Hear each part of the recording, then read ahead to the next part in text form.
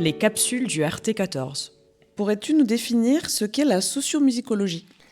Alors la sociomusicologie, c'est un terme un peu générique qui désigne un ensemble de recherches qui ont en commun de mettre en évidence la dimension profondément sociale ou relationnelle des pratiques musicales et des produits de ces pratiques. Donc on pourrait dire que la démarche sociomusicologique, c'est une opération de connaissance qui montre en quoi toute pratique musicale, même la plus spécifique ou la plus singulière, s'enracine toujours dans des formes de socialité, qu'il s'agisse du passé social des individus incorporés sous forme de manière de penser et d'agir, ou des interactions, des relations d'interdépendance qui enserrent l'action musicale dans son déroulement présent. Et donc c'est une démarche qui conduit à briser l'opposition entre l'analyse interne des œuvres, donc leurs propriétés formelles, leur contenu, etc., et l'analyse externe du contexte social et historique de production. Dans ton livre, tu parles de socialisation et de disposition. Peux-tu revenir brièvement sur ces deux notions ? Cette enquête, elle s'inscrit dans une longue tradition de recherche en sociologie qui est particulièrement dynamique en France, qui s'attache à restituer les processus de socialisation, c'est-à-dire les processus par lesquels le monde social forme et transforme les individus.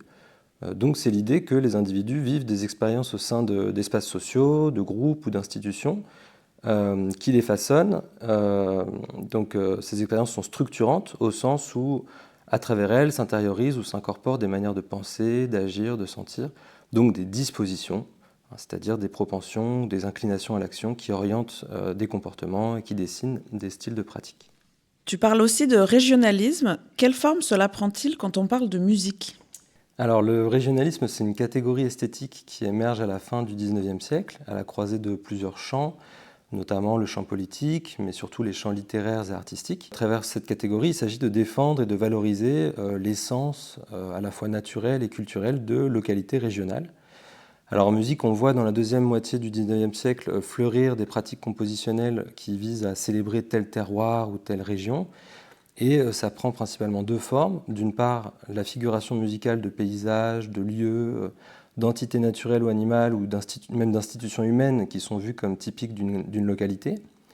Et d'autre part, l'usage de matériaux musicaux que l'on s'imagine propres à la localité en question, en particulier les chansons populaires dites traditionnelles ou les sonorités d'instruments locaux.